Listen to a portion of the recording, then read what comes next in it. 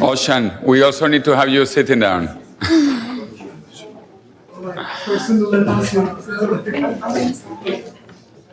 And also our first speaker, where is Joe? Oh, okay, he's getting ready.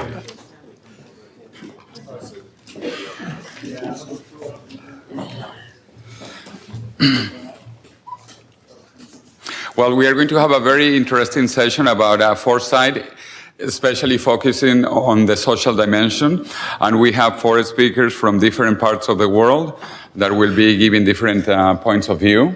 And we are just getting ready with the PowerPoints.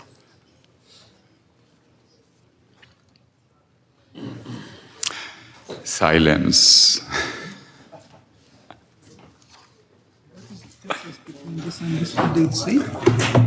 Portuguese, Spanish.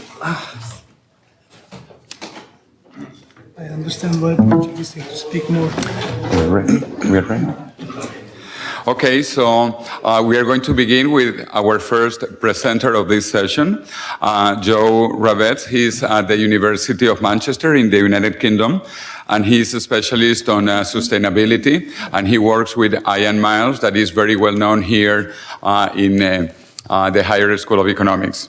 So, Joe, let's have you up to 20 minutes maximum. If you leave some minutes at the end, it would be good for questions and answers. I agree completely.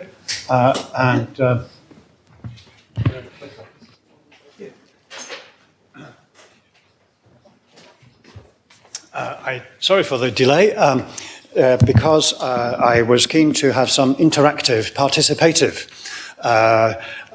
process here, which I will explain. In terms of 4 questions, and in a moment I will give you a link and a passcode, and I invite you to answer these questions one by one. I will explain when we get there in a moment. Each question is linked to the theme which I would like to put in front of you this morning. And these themes, with an introduction, firstly look at what kind of knowledge do we need for a grand challenge. We can look at the anatomy of a grand challenge and ask questions about first the scientific knowledge and then the kind of, data system which is going to be useful to respond to these grand challenges, so-called. Then we look at the digital dynamic and say, okay, we have many smart systems. Do these produce the problems of the past, reproduce, or do they lead to something new? This is a big question. Then we look at the foresight dynamic. We chase the future. It's never here, but we have to keep chasing and running. And then we look at pathways towards some kind of collective intelligence. This means many things to many people. So we cannot put it in a box, but we can maybe put it at the horizon of what we are looking for and design our systems of knowledge and learning to reach towards it. So, and then there is a next step, which I'll explain when we get there. So basically, we start with some grand challenges. Actually, this was done for the European Commission in a workshop on futures, which not the one yesterday, but the previous one about 3 years ago. And we spent, a happy day with stakeholders, experts, looking at these grand challenges. And I will not talk about these in any detail, but you can get the idea.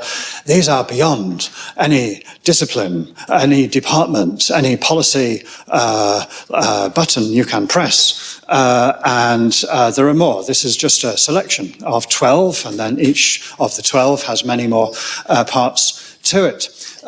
But I could actually just talk about one, the financial crisis, in a minute, because this is maybe a very good example of a system transformation or disruption, which big questions for how we manage our knowledge and our data and our learning and so on.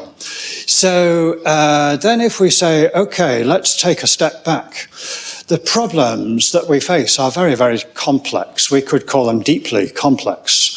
Not any, single type of complexity, but many types. But our policy might be clever, but it is rather simple. Our business is maybe smart, but myopic. It only looks towards the next year's profit and shareholder value, and so on. So maybe we need a wiser kind of collective intelligence where everyone can learn and think with everyone. Wow, how do we do that? Maybe we need to map some pathways from here to there, from smart to wise. And these are different images of how we could look at how society works, how an economy works, how a political system works, how a technology works, and so on and so on. How much is foresight used in your work? Now, this is where we get into a participative zone. If I invite you to visit this site, menti.com, is anyone here not online? No? Okay. Visit the site, type in the numbers, and give me a little answer to your question. This will only take 20 seconds, approximately. And then in a moment, I will try to operate the interactive system, which is usually okay, but I'm now on a different computer, so I'll try. No guarantees. And we will see the result, okay? In a moment. So 960768 is your code. So then we look at the financial crisis. Now, this is a complex cartoon of a very complex thing. I will not talk in detail about the financial crisis, but we could say there was a number of parts to it. And some of these parts were almost unknown. We can go back after the... It was 960768. Okay? Again... not guaranteed, but let's try. Okay. How much is foresight used in your work? So the financial crisis, yes, a number of things, systemic, some very global, some very local. Prime finance, subprime finance in the USA and other countries, a black box of derivatives, toxic assets in the banks, hyper-gearing, a number of things which I will not go into right now. But what is relevant here is to say, why did nobody know? Actually, the Queen of the United Kingdom asked the most famous economists at the London School of Economics, why did nobody see this coming? And they said, well, we didn't have the data. Maybe we need to more research, obviously, and so on. And, well, looking back, we say, yes, some people were making big money. So they did not tell everybody what they knew. There were political strategies. There was paranoia. There was fake news and post-truth. There was psychocultural trauma and maybe just institutional preservation. In other words, anyone who tried to discover the truth or to tell people, they would be out of a job. Or they would lose their shareholder value, and so on and so on. So this is not to criticize anyone who was there. Is anyone here a financier, billionaire maybe? Hedge fund manager? No? Okay, so we can draw some conclusions. And then to generalize, we say, we have this big bad problem. What is this problem? What are the gaps not covered by our methods? We have different methods, but they only see a little part of the problem. Some of the actors are driving these methods. They say, yes, this is my method. I'm an econometric modeler, trust me, and so on. Other people are not included. But we have the same series of, anti-truth, anti-science, problematic links between what should be in the data out there and what is not. So this is my worry. I'm very keen to use the iFora and these wonderful systems and these great presentations so far this morning. But my worry is, the most important problems will not be in the data. The most extreme, the most powerful dynamics are the ones which nobody talks about. So how do we then get to the truth here, if there is a truth? So then we can generalize and say, yes, here is a diagram which we, some of us call post-normal science. In the literature, there is a J. Ravetz, that is my father, by the way. So I'm learning about what comes next. So post-normal science basically says, okay, we can put things on a scale from facts to uncertainty. Sorry, the machine is a bit gone away. And from applications from what is agreed to what is not agreed. This is all on the left-hand side. And we get into quickly post-normal, the unknown unknowns, the financial crisis, the impact of genetics on human society, and climate change, and so on. Well, climate change is known, but many of the impacts are unknown, and so on. So we can start to describe our knowledge field. And then we say, okay, that's fine, but what do we do when we get to this post-normal place? We are dealing with the financial crisis. We are dealing with the grand challenges, of which I showed a couple. Well, we then accept we are all beginners. Even the experts are beginners because they are always pushing the knowledge into places where it is, the uncertainty is bigger and the conflict of society is also bigger. And this is where we do not expect the data to tell us everything we know. We do not expect the experts to tell us everything we know. We have to have an open mind, an inquiring mind, and so on. So this is a very quick overview of a synergistic knowledge cycle. Then we say, okay, we can go round this and we can map some of the fundamentals of scientific knowledge, of systems of deeper complexity, and there are definitions for each of these. And then we go back to our financial crisis or our big grand challenge, and with some idea, just a little bit of how to look for the gaps, the manipulations, the power games, the paranoia, and overall the paradigm trap. What is not in our data, which is even more important than what is in the data. So this is where we are coming from. Now, can I just break for one moment and see if there is any results on this thing?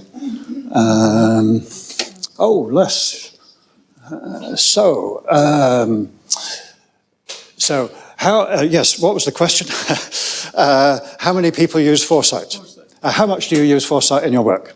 Okay, so 48% all the time, fantastic. 22% most of the time, 19%, oh, it's mixed up, not at all, 11% sometimes. So that is a good range, and I'm quite happy we got that result. Now we know. Maybe you have this information already, but anyway, it's there on the screen. So, We can go to the next question. yeah, well, next question is now available, I think. If we exit back to the presentation. Oh, yeah, presentation? Yep, thanks. Okay, so next question, same code. I think I need to change the slide. So if we go back to the Mentimeter, sorry about this, escape, and next slide, perfect. This guy is very smart.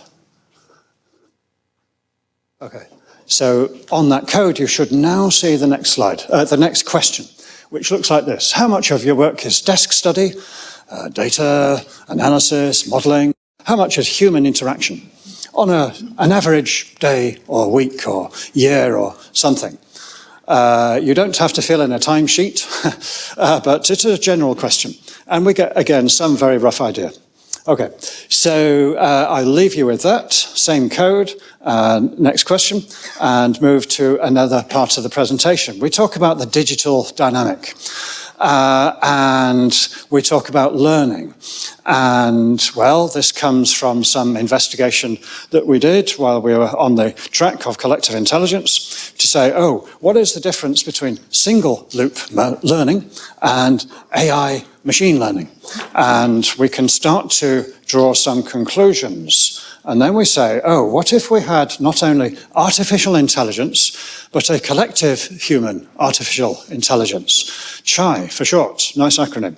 And we start to describe some of the parameters for this collective human artificial intelligence. Then we can go to a fundamental view of information theory. I will not go into this, but just to say that this is there, and to say, okay, in the analog world, pre-digital, when I was young, you had a free market of exchanges, quite random. You could organize a supply chain, but it was often very difficult. In the middle panel, you have your smart systems. Suddenly, you can organize a supply chain with incredible efficiency. And start to multiply up these supply chains so that Google will give you a taxi or a pizza or a citation, whatever you want, it's all there. And then we say, okay, that's fine, but the impacts are very strong. The smart system can only reproduce the structures of inequality and exploitation, which are there in the society which creates them and uses them. So what if we could use the smart systems for a wiser human purpose to design an economy which was good for everybody and design a political system or a technology system which was sustainable and resilient and inclusive and so on. So that's the basic idea. Then we can track this into an example such as taxis, Uber, that kind of thing. And you'll have Uber in Moscow? I forgot to ask. Uber. Yeah, okay. Worldwide. And Uber is great, fantastic, very clever. But there are impacts. The profit is extracted and the data. The social impacts are dumped. Very bad effects in many cities. So they got a bad name around the world. They disrupt the communities. They have no interest in integrated transport around the city. So then we say, what would it take to make Uber a full part of a sustainable, inclusive city? And we can then, again, without getting into the detail now, look for guidelines, look for directions. And then we say, oh, how could the data system, the platform, work for this kind of purpose? And that's a big question, but at least we know it's a good question. We know what we're looking for. And again, we then say, okay, we can draw some lines and look for examples, and then say, okay, if we organize our AI big data systems to address these questions, then maybe we can move further in our understanding, but also to use the big data to help us design these better systems. Let's just switch over to the poll. Go back to the second question, and let's see, can we present? And hide image, I think. Hide image. Okay. 33 mostly desk, 33% mostly human. All desk study 23, all human 11%. Okay, so we are a mixture. Okay. I expected this, but nice to see it. And now we have the data. We'll put this onto our iFora system as a result. Back to the press escape and address the next. On the Mentimeter. Escape there and get to the next question. Yeah. Okay. Sorry for the delay here, but I think it's worth. And then a question about the foresight. How long is the time horizon of your work? Same code, and I think, we're now on that question, so we should, yes, you should read the question on the system. Okay, so I'll leave you with that for a few minutes. The foresight dynamic, 3 minutes. We have to say, okay, is there an elephant in the room? Which we are missing. And we all know the story of the blind men and the elephant, and they think it's a different thing. So then we say, okay, let's make this a deeper and wider kind of foresight. The future is an open question. It is there to create. We have to then look for ways to track the future anticipation process from a linear thinking, from trend projection, and say, oh, this is our trend, and this is the one, the scenarios, and this is the one we like, so we'll try for that, into a more open-ended, out-of-the-box, co-evolutionary kind of thinking. And of course, as you can see, the pictures are in the middle, stories, images, visions, models, games, and so on and so on. And so finally, I think we're running out of time. We'll have to skip this one. But any questions and ideas on foresight in collective intelligence? Can we move to the next Menti final, this one? Yeah. This is open, free text. So I'll leave you with that question, and we'll have a look at the results maybe over lunch or something. Back to the, yeah, thanks, presentation. Back to the...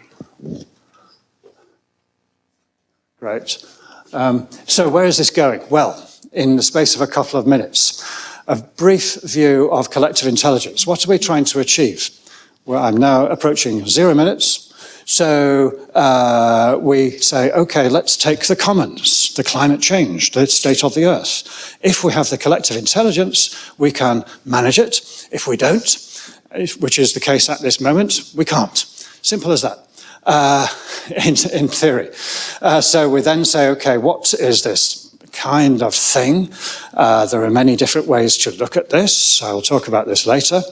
And then we get more analytical and say, okay, skipping that, let's get to the next steps. And what I would like to put in front of you now, before we finish, is just to say, we are engaged in the design of a global collaboratorium, meaning a laboratory for collective intelligence and collaboration.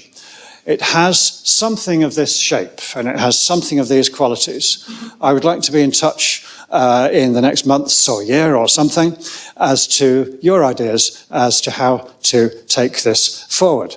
And it's at the moment a what-if question, but good what-if questions do have a habit of coming true. So I will leave you with that.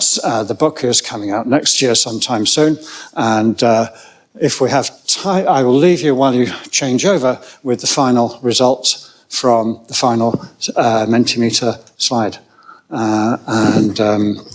Present. Hide image. Sorry, that was the third slide. Try the fourth one. Yeah. And okay, a few words coming up. If you have time over lunch, put some more up and we can have a look before the next session. Thank you very much. Thank you, Joe. Very interesting approach that you are presenting and making it lively here with us. Let's hear now from my colleague, Ibon Zugasti. He's the director of a leading Foresight company in Spain called Prospectiker. Also, he works for the largest cooperative company in Spain, which is called Mondragon. And precisely, he's going to talk about the future of work, which is the study he co-participated with the Millennium project in Spain and internationally. Thank you very much, Jose, and it's great to meet you again. And thank you very much to ISSEK for this invitation. I'm very glad to present the research study on the future of work and technology by the Millennium Project. So let me give you some first words on what's the Millennium Project. It's what we call a new kind of think tank. We have many kinds of think tanks worldwide. It's made of, it wants to be like a trans institution because we think that those global challenges need new responses, new ways of addressing the challenges and the global issues.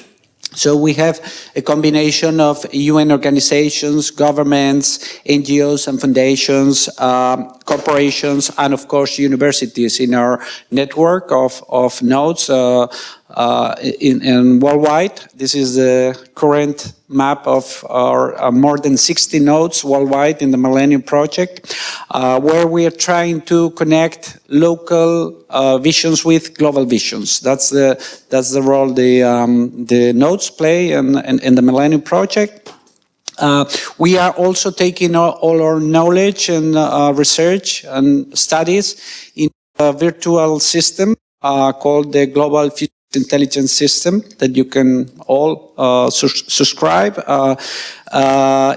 It's a virtual platform where we are having all our outputs, all our results, all our studies from more than 20 in the last 20 years. So you can check that. And we are also publishing. We were every year before. Now we are doing every 2 years the State of the Future report, where we are having all our last research and the follow-up in the global challenges. You can see here the main chapters of the last report, the 19.1 report of the State of the Future, which, by the way, last year was the best futures book report globally by the Association of Professional Futurists. So I really invite you to read the book. And the Future of Work and Technology 2050, it's one of our chapters in the report, in this book. Well, in the Millennium Project, in chapter 1 of the State of the Future, we talk about the global challenges humanity is facing. These global challenges were already defined in the 90s in the Millennium Project. So that was the time when UN was drafting the first agenda. I don't know if you remember the agenda on the global Millennium Development Goals by 2015. Now, we have the new agenda by 2030 on the Sustainable Development Goals. So even at that time, the Millennium Project was already talking about these 15 challenges, where we are talking on how humanity try to respond to these big questions on how can sustainable development be achieved for all while addressing global climate change. Remember that we were already addressing those questions and challenges in the 90s. Now everyone is talking about climate change and sustainable development, but those were big issues at that time for us. So we have these 15 challenges also on the need to have sufficient clean water for humanity, to avoid conflicts, how can population growth and resources be brought into balance? That's another big issue. How can genuine democracy emerge from authoritarian regimes? How can decision-making be enhanced by integrating improved global foresight during unprecedented accelerating change, which is one of the reasons why we are doing this. We have completed this study on the future of work. And you can see here all these 15 questions on global convergence, ethical market economies, re-emerging diseases and immune microorganisms, also on the role education plays in these 15 global challenges, security strategies to reduce ethnic conflicts, of course, the status of women, transnational organized crime. We monitor every year also what's going on with transnational organized crime. Growing energy demands, scientific and technological breakthroughs. So how we can, in this framework, improve the human conditions, and of course all the ethical considerations on that. So that's the mapping we use, and this is how we relate our understanding of the global challenges to the Sustainable Development Goals. We wish the UN would have used more foresight when defining the new global agenda, but that was how it was done with the 17 Sustainable Development Goals, and it's how we are trying to contribute to that system. So we are quite optimistic on how humanity is doing. We believe that in general, we are doing much better than we were in the past. So here you see what we call the SOFI index the State of the Future Index, the last figures we have, where we see that even if there were some small crises, humanity in general is improving a lot. Poverty has been coming down in general terms, and the prospects when we are doing prediction and when we are asking the experts, we see that are quite good for the future. But we are also saying that we are winning in some aspects and we are losing in other aspects. So not everything is doing better. Where we are winning, mainly we are winning in living longer, healthier lives, beating poverty, wealthier education, water resources, energy efficiency, mortality, internet users. And where we are losing, mainly on environment. So we have more people in same world, we are using more resources because we are wealthier. This means that either we change our development model or we are doing worse. We also have increase in social unrest, terrorism is growing, corruption, and organized crime in general. And we are also suggesting integrated global strategies to address those challenges. But I won't go into this. We'll directly start with the WorkTech 2050 research we have just completed. So the beginning of the study is that we see concentration of wealth is increasing. This is a paradox worldwide because at the same time humanity is seeing that poverty is coming down to minimum levels in the last decades. We see that there is a higher concentration of wealth among less people. Income gaps are widening at the same time. Employment-less economic growth seems to be the norm. So we see that we keep on growing, but we are not creating so many jobs like we were doing in the past. Return on investment in capital and technology is usually better than labor. That's something we see in the figures. We might not like it, but that's right there. And future technologies can replace much of human labor. That's also a clear statement. This is quite important even for us. As Jose was saying, I belong to this cooperative corporation in Spain.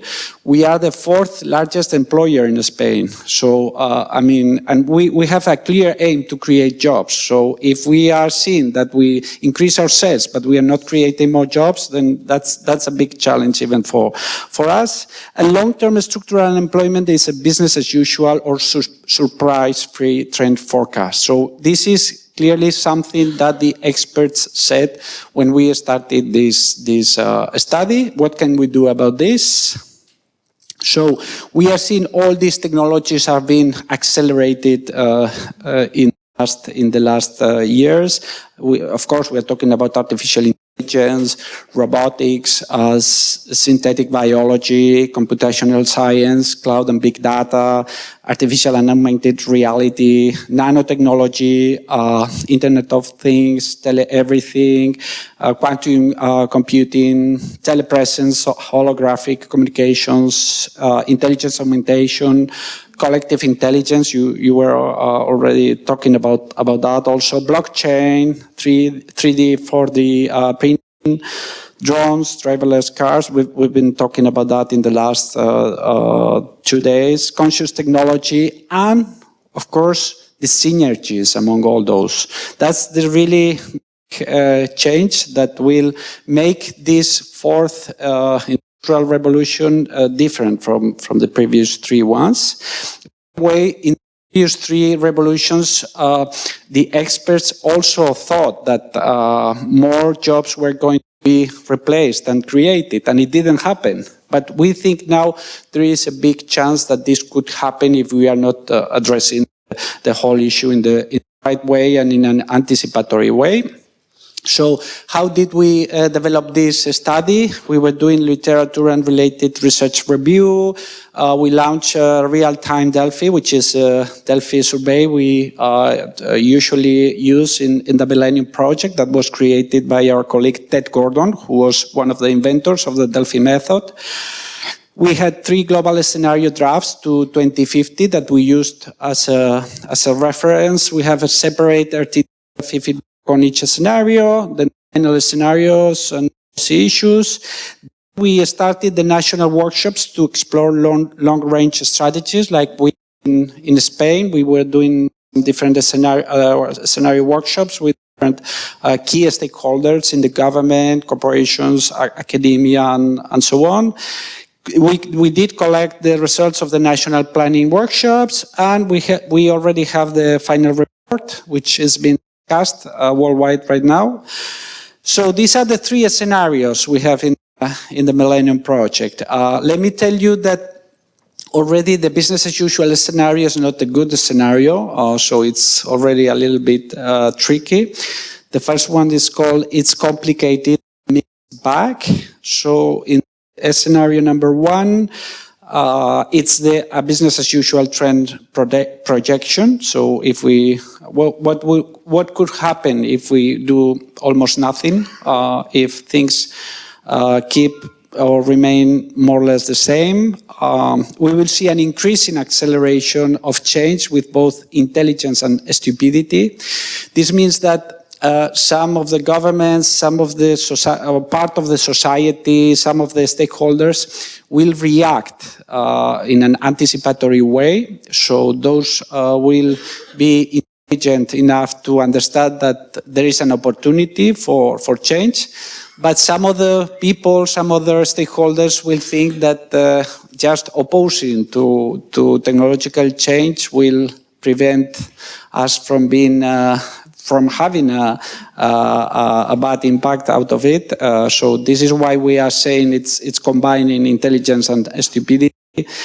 We will have irregular adoption of advanced technologies. So we will see some countries will adopt in a nice way those technologies, and others won't do it.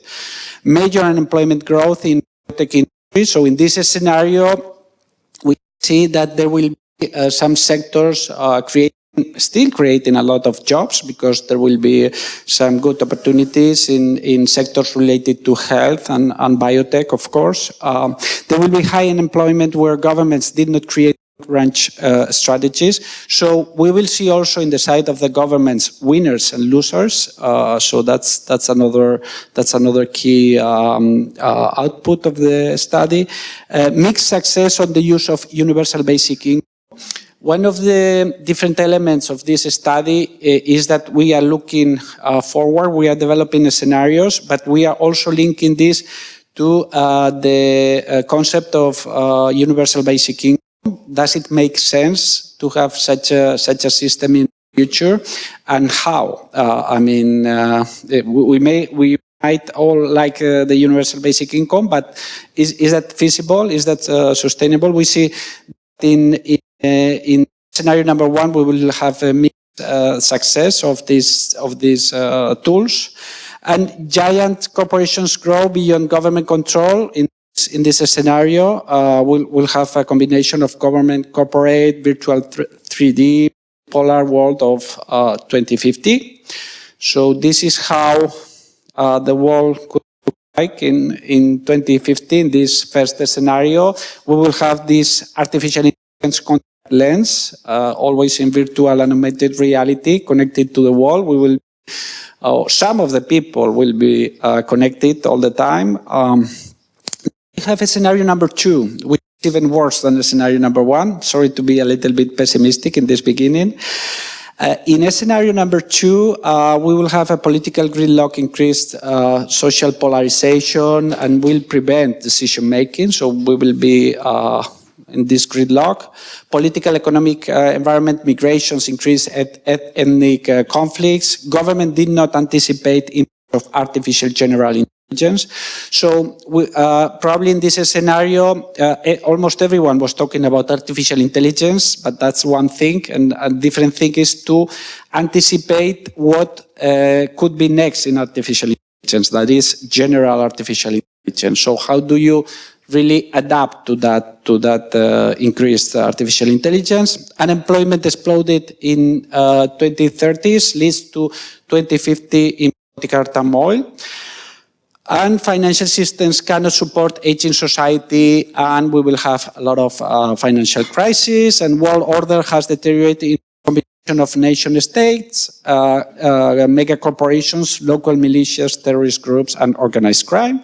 This is how we could look like, people desperate, migrating from some places to others, but for work reasons, not for other general reasons. We could have artificial intelligence in this scenario that makes this combination far more powerful. So you see organized crime, terrorism, corruption, and information warfare, making democracy and free markets an illusion. And we have a scenario number 3. In a scenario number 3, which is the best scenario, governments did anticipate the impacts of artificial general intelligence, conducted extensive research on how to face in universal basic income system. So we still need a lot of research on this, how to make this feasible. Increasing intelligence becomes a goal of education. Self-employment promoted, and artists, media moguls, and entertainers help to foster cultural change from an unemployment culture to a self-actualization culture. So in third scenario, we see that we even could have what we call our personal artificial intelligence avatars that are searching in the web while we are sleeping. That would be really, really great for all of us. The idea would be to use the Maslow hierarchy of needs. So we are not really coming with a very innovative approach. This is already existing. So in this scenario, the self-actualization economy, we need a new social contract and human rights. Maslow hierarchy of needs can be applied to society. So this is, we already know about it. Basic physical needs are being met by 2050, and extreme poverty gone by 2030. This is already in the Sustainable Development Goals, so we should cover this. Social media platforms and contents are addressing much of our love and belongingness needs, and as well as our self-esteem needs. Over half of the world is connected to the internet. There is a big part of the world already connected, but at this time, almost most of the people will be connected. So we won't look for jobs, we will look for markets in this case. And you don't run out of your life's work, you just need to connect to enough around the world. If universal basic income comes in around 2050, then all this is even easier. This is the distribution of the world in the 3 scenarios, where you see that in a scenario 3, self-employment will grow the most, and it will be the largest part of the labor market by 2050. This is the distribution of the national workshops we are developing worldwide right now. And these are the 5 areas where we are coming with new strategies to address those 3 scenarios: culture, education, government, science and technology, and business and labor. We are suggesting worldwide with these national workshops hundreds of strategies, global strategies and national strategies. And that's all from my side. I ran out of time, so it was a great pleasure to be here. Thank you. Okay, thank you so much for that overview of the work and technology scenarios by the year 2050. And now, let's come back here home with Ozcan Saritas, that everybody knows here. And also, one thing that I admire is that he has been the editor-in-chief of the Foresight magazine for a decade. That's quite a fantastic job, so congratulations on that. And now let's hear about your idea about digitalization of Foresight, please. Okay. Jose, thank you very much for the introduction. I'm actually amazed that you precisely know that this is my 10th year as an editor of the Foresight Journal. So it's a correct information. I'm impressed. Thank you.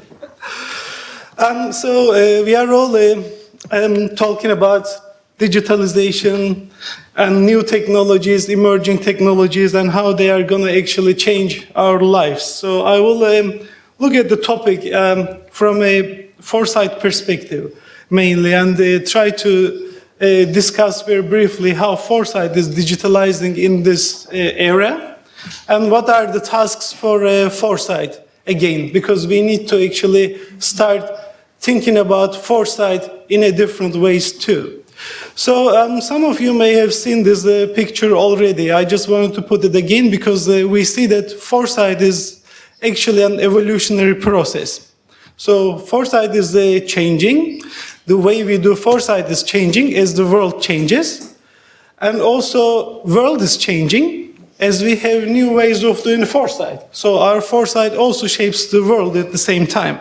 And this evolutionary process is ongoing for a long time. This picture is just presenting this process decade by decade, particularly starting from the 1950s when we started talking about institutional foresight. We moved from individual foresight to institutional foresight. So in the foresight literature, you may find many different ways of classifying foresights and then showing actually how foresight is evolving in time. So from the technology point of view, we can come up with a different classification of different eras in foresight, in the evolution of foresight. This could be called like intuitive futures. So this was the early foresight. Mainly, we can also call this like handmade foresight, where people were actually discussing things and then sharing with each other their ideas, and mainly by talking to each other. Then we started talking about mechanical futures, where we started seeing the use of some primitive technologies to help with decision making. So some simple calculations, maybe some sort of trend analysis. So some of the modeling approaches were computerized already from the 60s, 70s. And later, from the beginning of the 90s, we started seeing computer-aided futures. So we started actually using more computers more efficiently. The technologies have evolved. We got a larger processing power, and then we started using computers more for the purpose of our foresight activities. What is next is actually digital futures. So where computers will be moving from being tools we use, they are going to be actually as stakeholders with us around the table. So they will be also represented actually within this system. And this represents a fundamentally different era than the previous one. So we can see the emergence of machines and how they are entering into our lives with this picture. So if you look at the trends of digitalization, we see that actually this is pretty much supported. So what is happening in the, this is an analysis by I4A system, our famous system, and which can process a number of millions of data. It is gonna reach to billion actually very soon. So just over 350 million documents in the database. So all this data actually suggests that we are moving into digital world. And this digital world is shaped by technological advancements. We see an emergence of digital economy, establishment of new value chains, and all these are pushing us for digital transformation, digital innovation, and changing the way we do our businesses, we deliver our services, and etc. What we see is a greater role for artificial intelligence within this process. When we look at the artificial intelligence, the trends, we see that actually they are going really high and up. In the 1980s, we saw like there were about 700 papers, publications on this topic, and today we see that we are almost approaching to 90,000 per year, and this number is likely to increase. So what is coming within those papers is a discussion about artificial intelligence itself. We are talking about robotics, learning systems, and data mining, for example, machine learning, decision-making, forecasting, and decision support systems, simulation systems, social networking, human-computer interaction. So these are all actually elements of foresight as we speak today. So we can see that machines are already playing some roles of learning, predicting, decision-making, interacting, networking, and so on. So there are many functions actually being fulfilled by machines, or there are discussions, or there is research going on this topic. And we see that if you look at the countries, for example, doing research on this topic, China is leading, followed by United States, India, United Kingdom, among the others. So we see that actually there are several institutions probably to watch closely, so we can probably look at what is going on within those places and what areas are emerging, because research is the beginning of most of the things. So what is in today's research agenda will be on our personal life agenda in the near future. So it's always a good idea to look at. It is always also a good idea to see actually how ready we are for this. So we see that some of the countries which are doing heavy research on this topic are not quite ready yet. Among the countries which are ready, we see Singapore, United Kingdom, Germany, USA, Finland, Sweden, and etc. So it is also important to see actually how prepared we are for what is likely to emerge in the near future. Again, if we look at the implications for artificial intelligence on foresight, we can see that they are actually addressing some basic features of foresight, like human interaction. So networking, inclusivity, participation are important aspects of foresight. And we see that actually artificial intelligence is beginning to play a role in human-machine collaboration. We can see that we are talking about virtual intelligence. We have been talking about collective intelligence. Joe mentioned collective intelligence of humans. And now we are talking about virtual intelligence of machines. And we have actually learning machines. So this is enabling us to collect information and almost like knowing about everything and anything at any time. So there are actually greater possibilities for knowing. And we can see that now it is possible actually for machines to do this in an unsupervised way. So machines may learn themselves.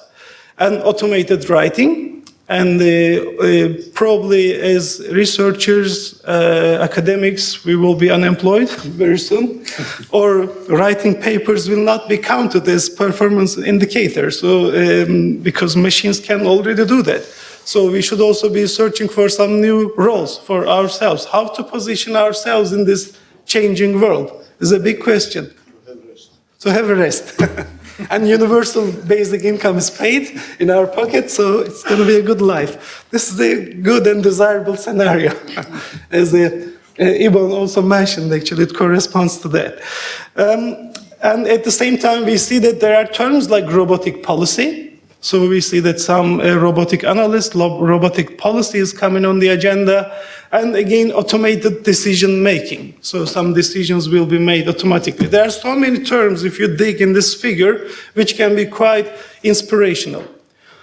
So actually, all these technologies will enable a number of developments in our lives. So, and I consider that it is the job of foresight practitioners and researchers to understand how we can inform decision-making and policy-making in this kind of a world where technologies are emerging not by one, but all at the same time. So we will be actually overflooded with a number of developments, like information revolution. We moved from a few books to large amounts of data, and only past year, for example, created 90% of the world's data, and so far we could only use 1% of it. So in 1 year, we created 90% of the data created so far in the world. So this is a great amount of information, and we could only use 1% of it so far. Interconnection, so we see that actually we have devices, and we need energy to power those devices. They are connected, they are much more connected, and data transfer is happening much more. And we are actually moving into an era of brain net, so wiring brains and their computational units together. So there are a lot of neuroscientists in the world, And we have actually also in our previous conference, we had our guests from the University of Drexel in the US. So they are looking at the brain-to-brain communication systems at the moment. We are living in an integrated world, and there are more than 25 billion connected devices already, and we are now moving into in-the-loop systems. So this is actually converging human and machine intelligence together. So the future is about convergence. And we are also seeing that we have greater possibilities to innovate in this world. We have greater possibilities to share, to create ideas, and to share them with the others by creating some virtual reality or artificial reality images and figures. And infrastructure is developing. So we see that we have a predictive artificial intelligence, for example, for infrastructure and disaster management. And we see that there are autonomous cars in traffic. We also see that there are smarter cities and using various ways of smart energy, smart transportation, and smart people too. Industry is also transforming. So we see a heavy engagement of robots in the industry, and today there are 31 million robots help households across the world. And we also see that the way we communicate with each other is changing. So we are using social media, and we are actually moving towards sharing economy, and we are more and more using blockchain technologies. So we have heard several times about these technologies. I think it's very important to look at all of them at the same platform like this, because the future will be shaped not by one of them, but by all of them, and the synergies to be created actually between them. So we need to understand the systemic interactions, and then how the narrative of our lives will be different from today in the next couple of decades to come. I will focus on briefly one of those technologies now, which is the blockchain technology. You heard about this, and I think there's nobody who hasn't heard about this technology. So very briefly, this is a distributed ledger that contains all transactions executed in an electronic network. This technology can be described with 3 words. It is disintermediated, it is censorship resistant, and tamper-proof, so nobody actually can go and make a mess in it, as far as we know. And we have seen several applications of that, and the most common is cryptocurrencies. But now, I myself, with a few colleagues, and I'm also inviting you actually to think with me, and how we can bring this blockchain technology in non-financial applications, such as in policy making, which most of us are engaged, where we need bottom-up approaches with more decentralized, distributed, transparent, and evidence-based processes. Actually, you can see how well they match the expectations of policy making, and what the blockchain offers actually match in a quite good way. And among the immediate benefits are actually that we can try to kind of open wide-ranging policy discourse. We can collect evidence and intelligence from wider population. We can explore alternative futures and set priorities in a collective way and in a more transparent way. And the results can be accessible. The outputs can be distributed wider, and the implementation can be monitored in this way. So what if we use idea as a currency in this process? And this is where the idea chain actually process emerges. So from blockchain to idea chain, where we start using a unit of an idea instead of a currency, or idea as currency. So this would actually help us, first of all, to generate some ideas in a certain domain, and then create a chain based on these ideas, collect data about it, synthesize these data and ideas together, and then create a participative and transparent policy process for that. So it may work like this. An idea is created on a certain domain and described, a short idea. And then this idea is digitalized as a blog. And then the idea blog is broadcast to stakeholders and experts on the network, which are distributed. They are not necessarily sitting together in a traditional panel environment. I find it much healthier if we access people in their own context and in their own setting, because they won't influence each other. So they'll be able to think at their own pace. So this idea is broadcasted to a number of people in cities, in rural areas, in industry, businesses, policymakers, and so on. And then if a consensus emerges on distributed network, this idea is approved. So if actually this members, stakeholders, parts, nodes of this network approves to a certain level, then the idea is approved. Then the idea is combined with other relevant ideas in a transparent record, and then the idea is transmitted to policy decision makers or potential funders for support. So what happens next? Idea is funded with idea coins. All contributors of the idea are recorded on the system, who initiated, who contributed, how much, to what extent. So these are all actually recorded in a transparent way.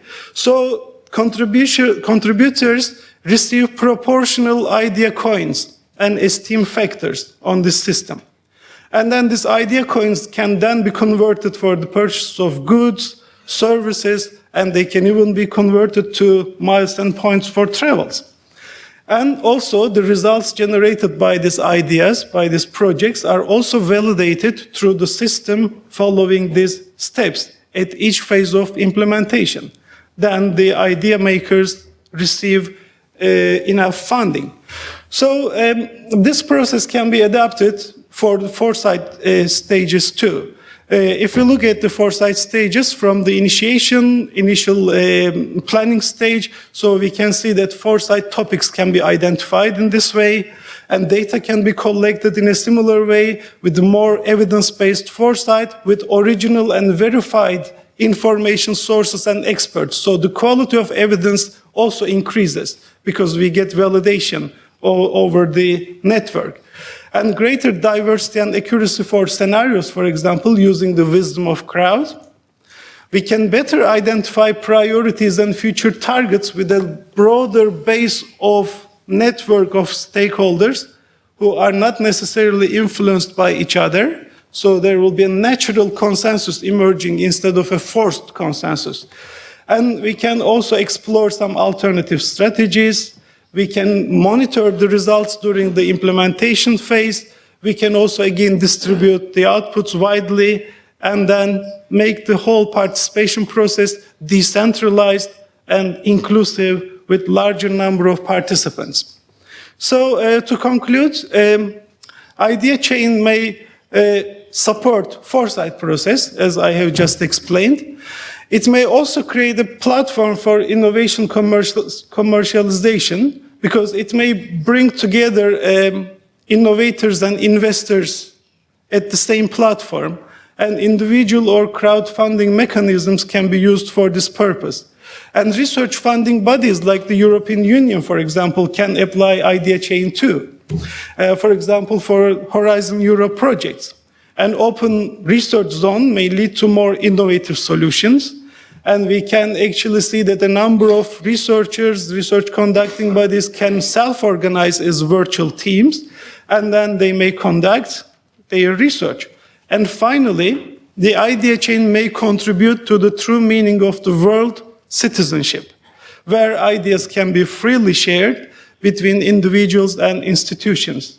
This may facilitate the process for raising awareness, eliciting ideas, generating consensus for policy actions, and for instance, in order to address global sustainability issues like sustainable development goals.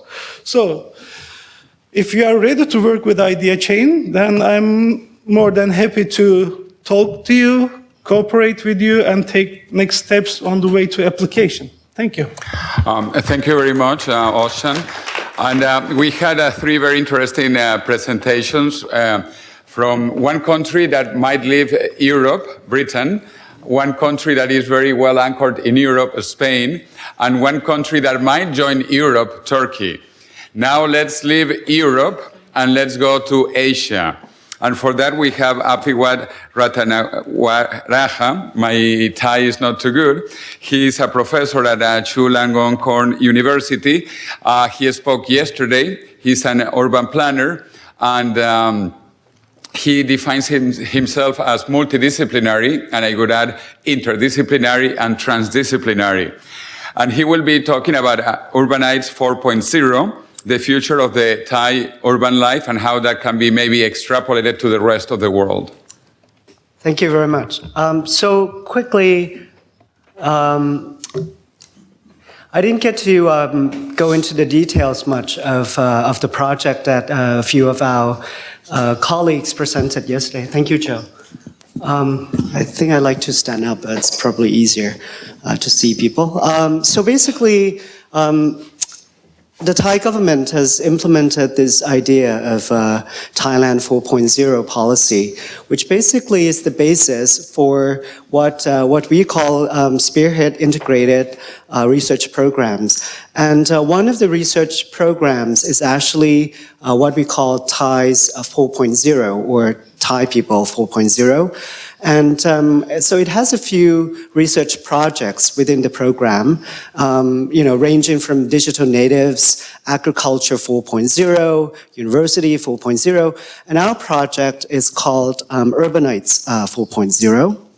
And so we basically employ the Foresight methodology to think about the futures of urban life in Thailand. And as some of us presented yesterday, we're focusing on 6 aspects of urban life, from how a person is born, to live, housing, homelessness, working, traveling, dying, and death, which is actually kind of interesting to look at the futures of urban death in the city. And then we look into the mega city of Bangkok and secondary cities and small towns. That's for the next year and the day after. But what I like to present today is basically, from what you heard yesterday from my colleagues, and basically synthesize that a little bit and think from the perspective of the social dimension, which is apparently sort of, the topic for this session. So how the social dimension plays out in the context of looking into the futures of urban life.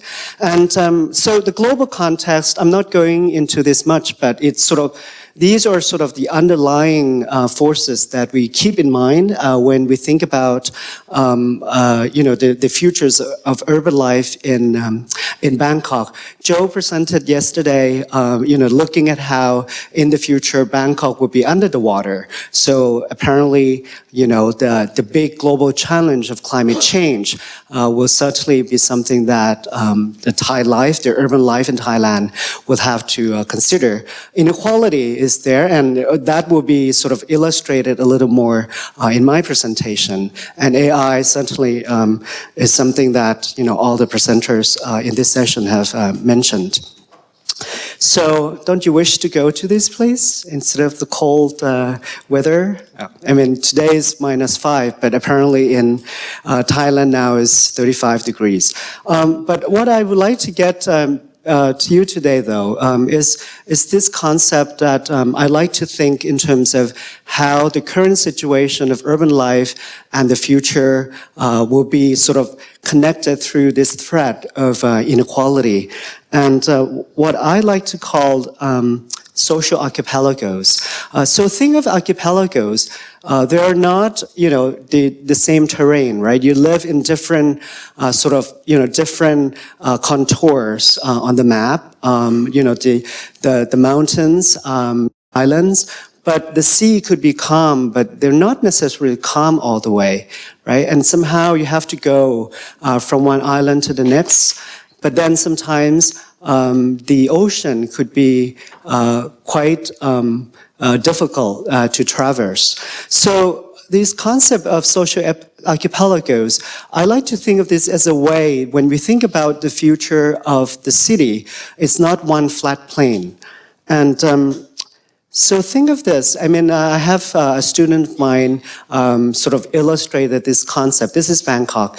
It's, it's going to be under the water because of the climate change, and yet, certain parts of the city will somehow survive, and certain people will be able to go from one island to the next without much problem because they can afford to do so.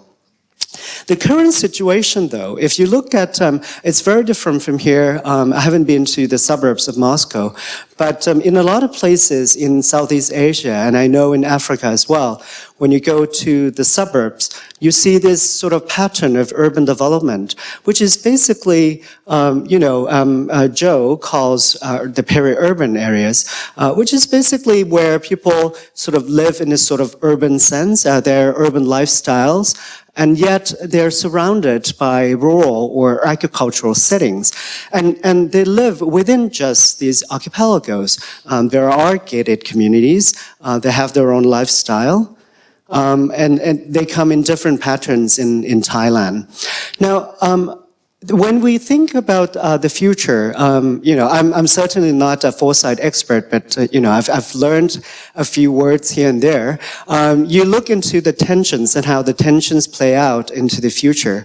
Here, I would like to think in terms of the futures of the tensions between the two types of concepts. One is the clubs, and the other is the commons. And Bangkok, it's not about nightclubs. What I'm thinking is actually, the concept of clubs and commons in terms of, you can think in terms of public goods, private goods, but the tension that I see currently and in the future is the tension between club goods and common goods.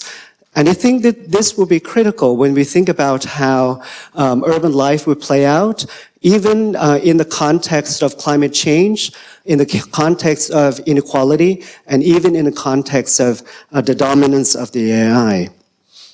I'm not going through this much, but certainly there are debates, right, about the tragedy of the commons, the air, the natural environment, but the governance of the commons, how this will be able to that. The second concept that I would like to propose here is when we think of the city. I mean, we talk a lot about smart city and all that, but I work quite a bit on the ground. So when I see the current and the future situations of the city, I look from the perspective of the people, of the human. And for me, it's a spatial agglomeration of strangers. And I will show you later why this concept of strangers is actually quite critical when we think about the future of the urban living. Now, the clubs that we see, I'm not sure about Moscow or Russia, but in many parts of the world, especially in Southeast Asia, you have all these horizontal clubs where people live within the gates and walls. They can't just roam around. I mean, they live in this very monotonous sort of urban settings or housing. And even at the vertical level, right, you have our colleague from Chulalongkorn University presented yesterday about vertical living. The clubs happen not just in sort of the horizontal space, but also in the vertical space. And we don't really believe in God much because I guess most of us are Buddhist, but we do believe in gates. And this is not Bill Gates that we trust. We actually trust the Gates. And because people think that this is the way to live. And the current trend, I am not sure about other parts of the world, but at least in Thailand and Southeast Asia, is that security guards become the main component of how we live. We cannot live without the security guards. Regardless of whether or not the city is safe. So we've tracked some trend of how much people actually spend on personal security and housing security, and the new housing projects now invest a lot in security systems and security guards, which is kind of interesting if you think about it, because these are not police. These are not the police that we're spending money on. We're spending the money on personal, or what we call the club security. Certainly pools, gyms, and private parks within this, residents-only clubs, and including private and international schools. And this trend is happening, I think, in other parts of the world as well. And what I'm trying to say here is that because of this precise thinking about clubs that we want to associate ourselves with, we end up using private cars because, public transportation here is so wonderful with the subway system, but when you don't have the public systems, you end up relying on a particular mode of transportation because you want to live in the clubs. And what I'm trying to say here is the tension between the urban commons and the clubs. So because people, here Moscow is so wonderful that you have all these parks and plaza. That's not the case in a lot of cities around the world. I mean, Bangkok, certainly, we don't have a lot of parks. So people end up wanting the private clubs. People spend so much money on the clubs. So this tension, I think, will play out into the future in how we live. And certainly, it defines urban inequality and injustice because of the way we think of how we live. The second point that I would like to make here is the role of faith and religion. You might find this a little bit tricky in this particular context of Russia, but in Thailand this is a big deal because people are moving away from traditional beliefs and religion, and to me it says a lot about how people think about the commons. We used to have this system or a belief system. I guess, you can think of Sohail, he's not here, but, the worldview, right? The worldview, when we think of religion, it's not just the religion itself, but the space for religious practices serves certain functions. And in Thailand, these relationships between home, the house, the temple, religious institution, and the school were really the key institutional pillars of the society. But not just that, commons, the space in the temple and the schools play a big role in how people live their life. So it's not just the institutional commons, but the space, the physical space also plays a big role in providing the commons to the people in the city. But unfortunately, or fortunately, convenience stores, as our colleague yesterday mentioned, we have, even though we still have a lot more temples than convenience stores, more people now visit convenience stores than temples. And where you find temples, you don't find convenience stores. And where you find convenience stores, you don't find temples. So particular tension is playing out in the urban context. This kind of, for me, is interesting, and for Thai people, this is actually kind of unique. There used to be a place for stray dogs, and that the temples play a big role for stray dogs because the monks will play a significant role for stray dogs. Our colleague who is working in the future homelessness told us that temples used to be the place where homeless people could go and find refuge and shelter. But that's changing because the whole urban living is moving towards convenience stores. So even stray dogs now prefer convenience stores because convenience stores give them the air conditioning. So this is although it seems ironic, but it says a lot about how urban living will play out into the future. So what's the big deal about this, and why is this related to foresight and futures? Because when we think about climate change and resilience and all the buzzwords that we use, we oftentimes do not separate the idea of resilience into what I like to say there are separate things about individual and collective resilience. We can't just be saying that we want to have a collective resilience without thinking how people get together. And as I mentioned earlier, with climate change, the flood goes everywhere. The rich, the poor, they will be affected. And the air, is so bad. So it doesn't matter whether you live in a gated community with beautiful pools and gardens, you're still affected by the ultimate urban commons, which is the air. But in order to deal or build resilience, you need the trust. And because certainly I'm partially an economist, right? So we would think of incentives, market incentives as a way to deal with uncertainties. But a lot of times it's not the case because in repeated game, you need that kind of trust that can still not be monetized or put into the market system. That particular type of mechanism could not be built unless you build some sort of collective action in the city. And the second thing is in the digital common, because when we talk about digitalization, stuff like that, in terms of the technology, but think about it, how people interact on the digital world affects the way we live our life in the city and elsewhere. And you see now that there are clubs in the digital world as well. There are cocoons. People just talk to people among, who share existing similar interests. They don't go out and venture into the digital ocean, right? So the physical and the digital clubs and commons, the tensions are there. So the idea is that we're running out of time. I have 3 minutes. We really have to think and make the urban commons. And I'm talking the urban commons here, not in the sense of just the physical, but all the digital part.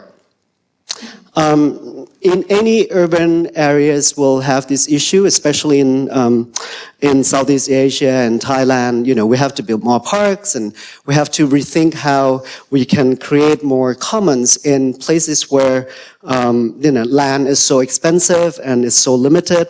So as an urban planner myself, we really have to rethink all this because unless we deal with these urban commons, we can't think about the futures, in the context of the global challenges that we face. The space under the expressway, the public space, but in the private setting, like, garages, shopping malls, all those things have to be reconsidered. So the challenge that I think at the sort of ground level, when we bring in the global and the grand challenges into the local challenges, is basically how to build institutions that govern the common in the face of increasing social inequality and, my term, archipelagos. Of course, neighborhood level, I guess we don't talk about the global thing anymore, but I think that's still important. We think about these all global grand challenges, but at the end of the day, if we don't build institutions at the neighborhood level, I don't think we can resolve the grand challenges.